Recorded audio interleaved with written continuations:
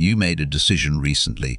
Maybe it was about your career, maybe it was about a relationship, or maybe it was something smaller, like what you wore, what you posted, or what you said in a room full of people. And before you made it, or while you were making it, or immediately after, something happened. The thought arrived. What will they think? Not, is this right for me? Not, does this align with my values? Not, is this the direction I genuinely want to go? What will they think?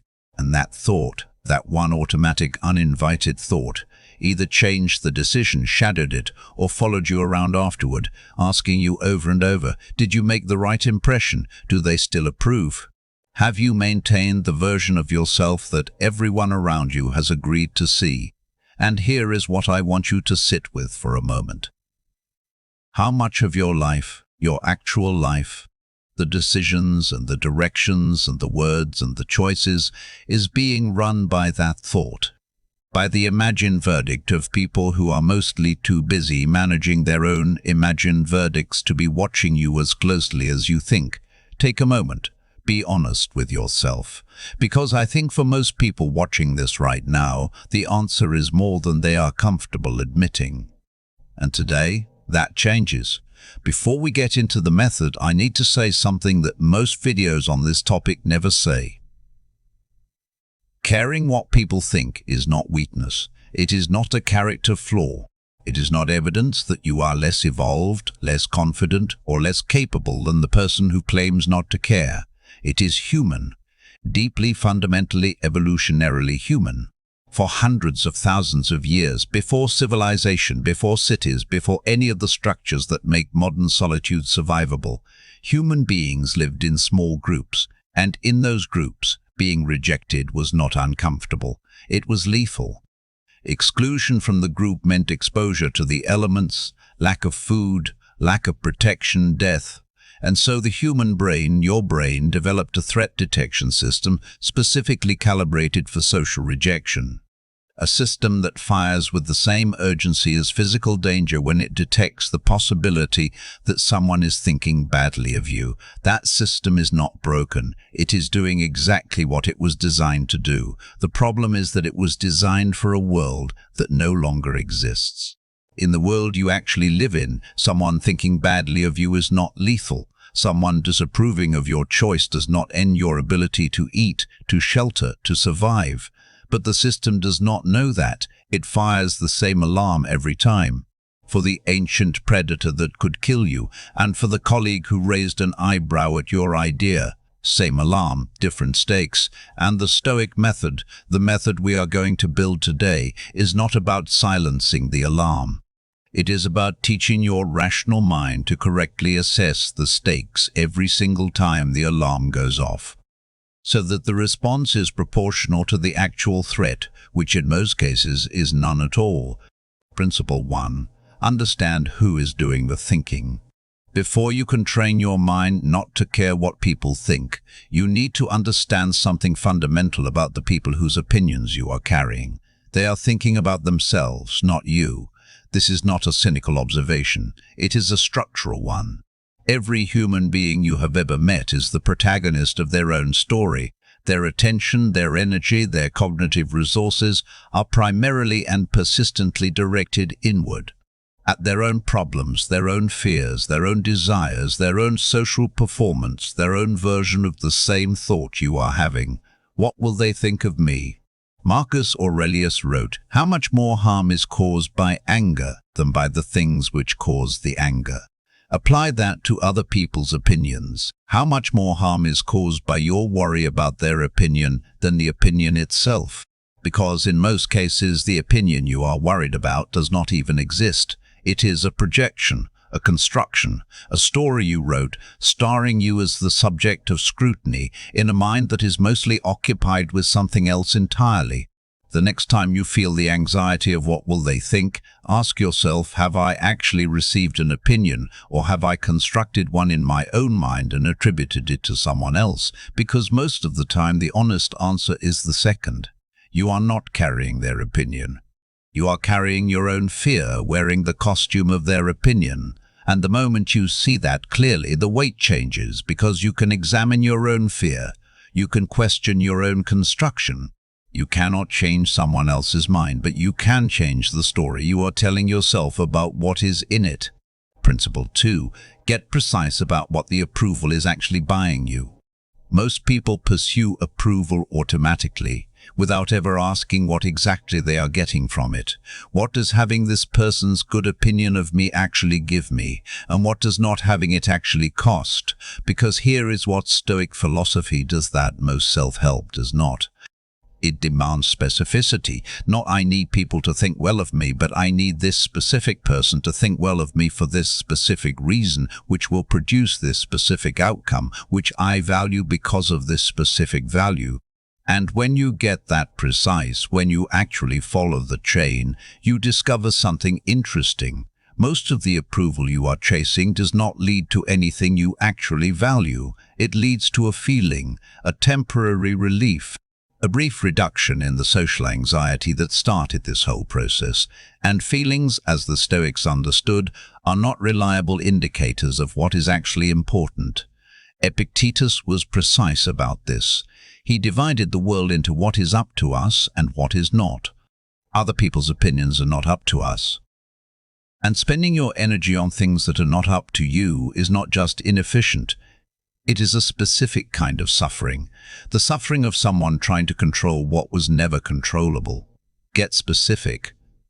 For every approval you are currently chasing, ask these 3 questions. What exactly will this approval give me? What exactly will the absence of it cost me? And is either of those answers something within my control to address directly rather than through the proxy of someone else's opinion? In almost every case, the honest answer to the 3rd question is yes. You can build the skill directly, you can address the problem directly, you can pursue the outcome directly, without the detour through someone else's approval of you. The approval was never the destination. It was the fear pointing towards something you wanted. Go toward the thing, without the detour. Principle 3. Build an internal standard that is harder to meet than any external one. This is the principle that most people who try to stop caring about others' opinions miss completely.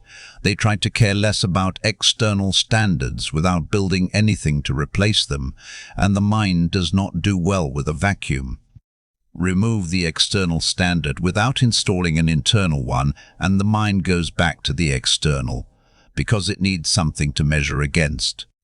The Stoic method does not remove the standard. It replaces the external standard with an internal one that is harder, more specific, and more genuinely your own. Marcus Aurelius had an internal standard. Not what will Rome think, not what will history say, but what would a good person do in this moment. That was his standard, private, specific, impossible to fully meet, which meant it kept improving him. And because it was internal, no one else's opinion could satisfy it. Only his own honest assessment of whether he had met it could do that. Build your own version of this, not Marcus Aurelius's standard, yours. Ask yourself, what would the best version of me do here? Not the version other people approve of, not the version that gets the most likes, not the version that confirms what the room expects. The best version, your honest assessment of what that looks like, and then meet that standard, privately, without announcement, without external confirmation, just your honest assessment of your own performance against your own measure. That practice, built consistently over time, makes external approval increasingly irrelevant. Not because you stop wanting it, but because the internal standard starts to matter more, and the internal satisfaction of meeting it starts to be more valuable than any external approval could be, because it is yours, completely, in a way that nothing external ever is. Principle 4. Practice voluntary exposure to disapproval. This is the one that sounds extreme until you understand why the Stoics considered it essential. The fear of other people's opinions, like all fears, grows in the dark, in avoidance, in the careful management of every situation to ensure that disapproval never lands. And the careful management, the constant vigilance, the never putting yourself in a position where someone might think badly of you, is exhausting, and it keeps the fear alive, because you never discover, through actual evidence, that the disapproval is survivable. The Stoics practiced something called voluntary discomfort, deliberately walking into the uncomfortable thing, not because they enjoyed discomfort, but because they understood that comfort is only valuable when you have chosen it rather than fled to it. Apply this to disapproval. Deliberately, in small ways at first, put yourself in situations where someone might think badly of you. Say the unpopular opinion in the meeting. Wear the thing you want to wear instead of the thing that is safe. Make the decision that is right for you even when you know some people will not understand it. Post the thing you have been hesitating to post. Take the direction you actually want to go even though some people will question it, and then stay present for what happens, because here is what happens. The disapproval arrives, or it does not, and either way, you are fine. You are still here, still intact, still the person you were before the opinion landed, and the brain, which has been running the threat detection system at maximum alert for this exact scenario, gets updated information.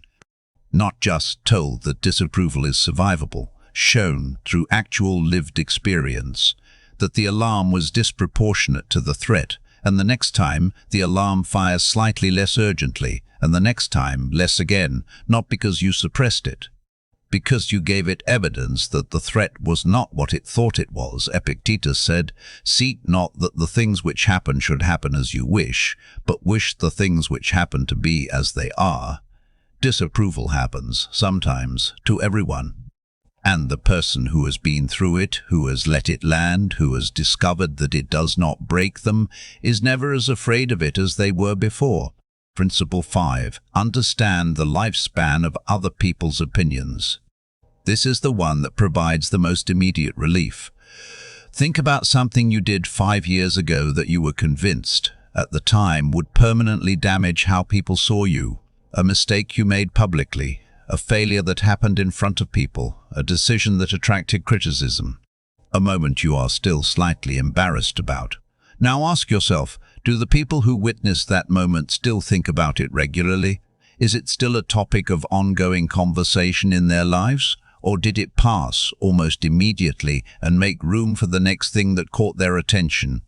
Because here is the brutal and liberating truth about other people's opinions. They have a very short lifespan, not because people are callous, but because people are busy. They have their own lives, their own problems, their own version of what you are going through right now. The self-consciousness, the social anxiety, the what will they think, running constantly in the background of their own experience. They do not have the bandwidth to maintain a sustained opinion about your choices. The opinion that you are treating as permanent, as something that defines how they see you from now on, lasted in their mind approximately as long as it takes to move to the next thought. Marcus Aurelius wrote, "Loss is nothing else but change, and change is nature's delight." The opinions of others are always changing, always shifting, always making room for the next impression, which means the one you are currently worried about is already being replaced by something else. The only place where it is permanent is in you. In the story you keep telling yourself about what they think and what it means and how it defines you. Stop telling that story, not because it is untrue, but because it is outdated. The moment it was thought, it was already beginning to fade in them. It is only alive in you.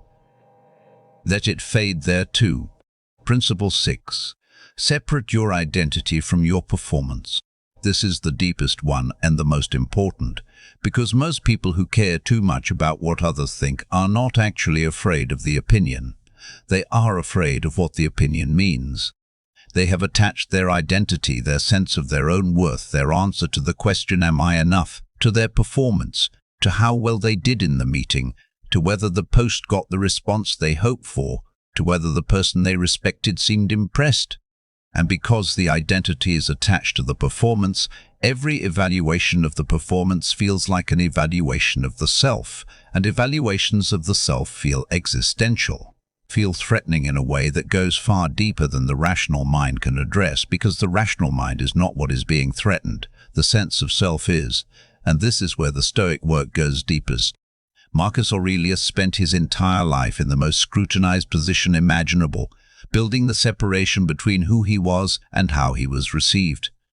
Not I am good if Rome thinks well of me, but I am good if I have acted in accordance with my values. The performance, the reception, the opinion does not define the person. The person defines the person through their values, their character, their response to what arrives, not through what other people decide about them. You can perform badly and still be exactly who you are.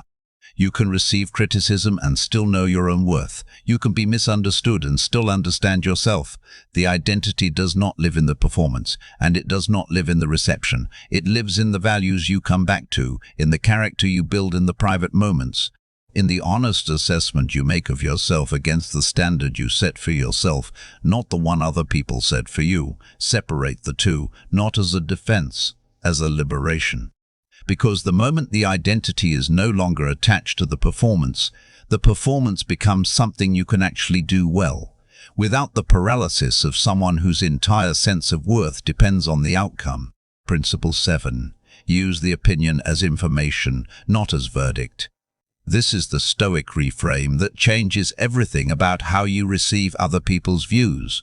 Because the goal, when you have genuinely trained your mind not to care what people think, is not indifference. It is not the cold dismissal of every opinion that lands differently from your own.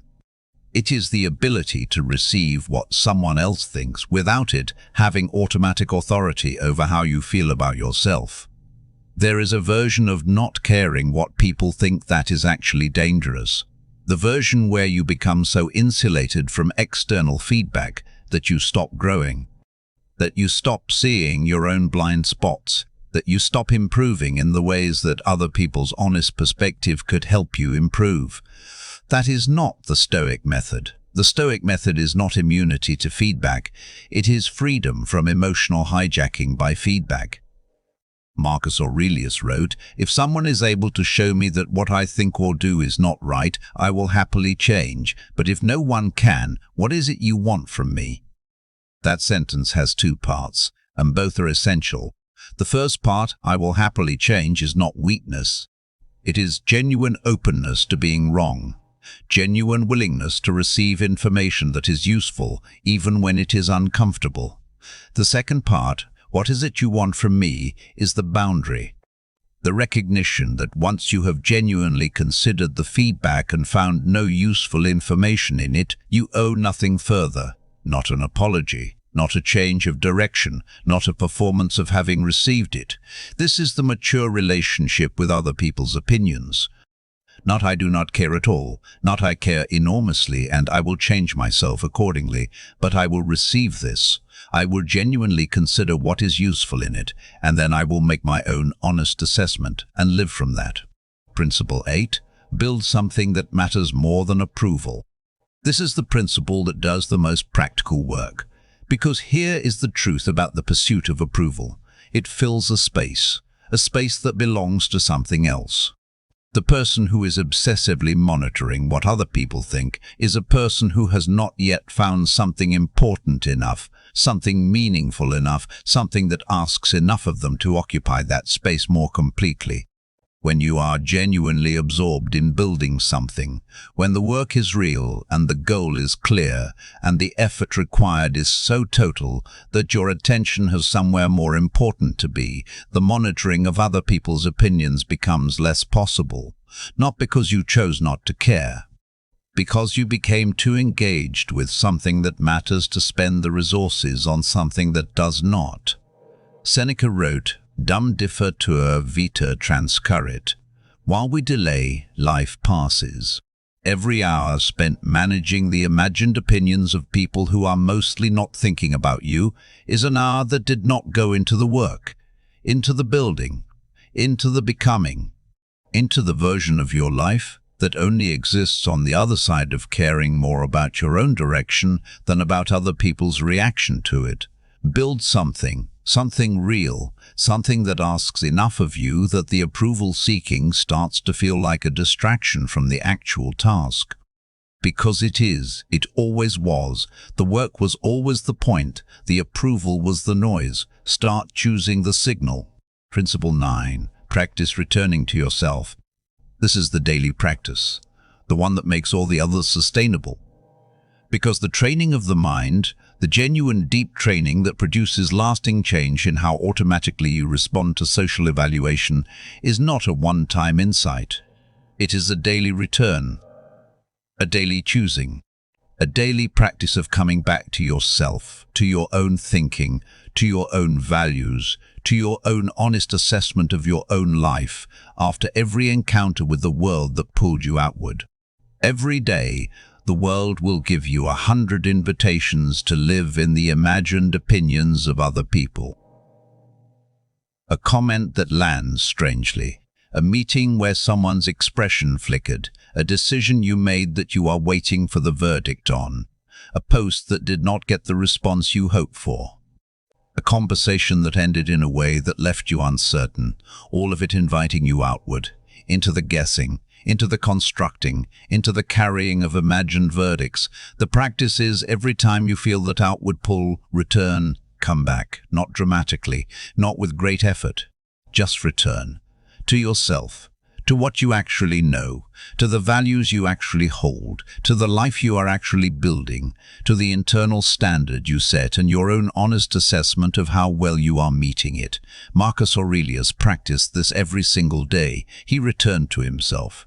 In the journal, in the mornings, in the quiet moments before the empire got to him, he returned, again and again, not because he mastered it, because he understood that mastery is the returning, not the staying, the returning. You will go outward. Everyone does. The practice is the coming back. Make it a habit. The most important habit you build. Return to yourself.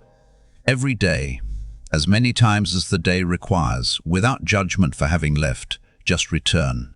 Principle 10. Remember that you are doing this for the people who come after you. This is the principle that elevates the entire practice. Because training your mind not to care what people think is not a selfish act. It is not about making yourself comfortable. It is not about becoming immune to the needs of others. It is about becoming someone who can actually help the people around you in the way that only a genuinely free person can.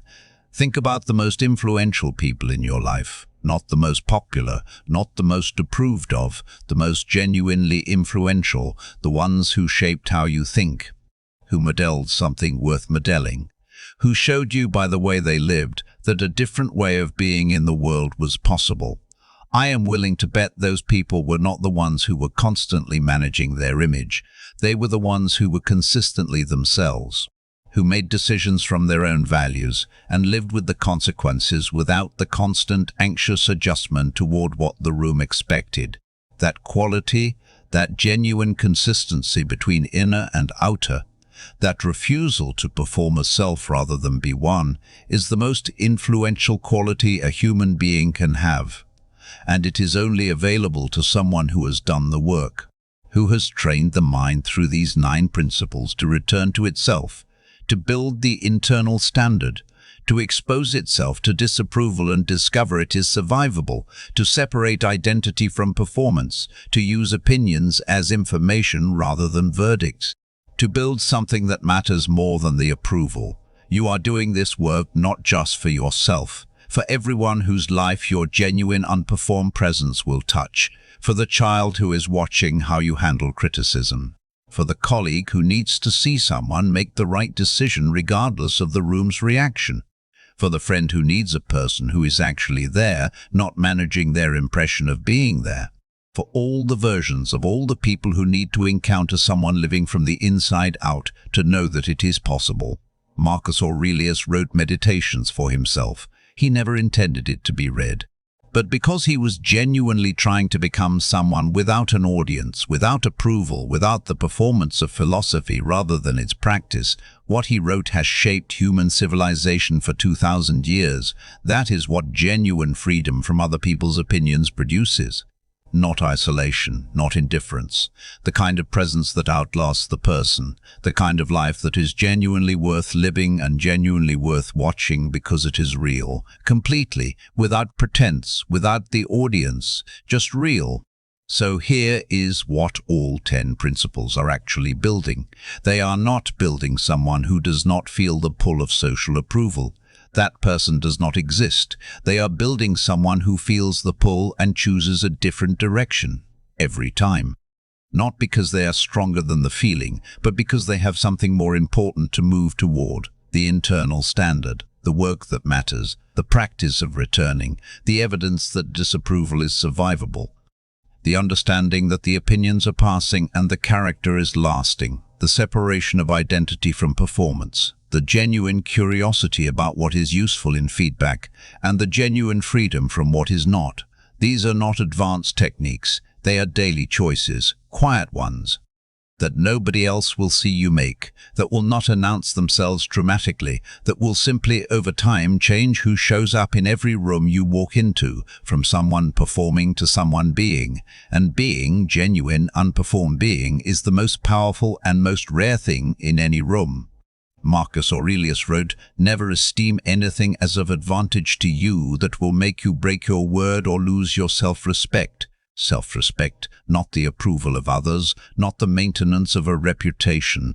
Your own honest assessment of whether you are living in accordance with who you actually are, that is the destination, and the 10 principles are the path, not a straight line, a practice, a returning, a daily choosing, the mouth that speaks truth rather than performance, the mood that is observed rather than inhabited, the money managed with clarity rather than anxiety, the mind trained deliberately, persistently to return to itself, to live from the inside, to meet the world from a place of genuine certainty about who it is rather than the anxious uncertainty of someone who is still waiting for the world to tell them.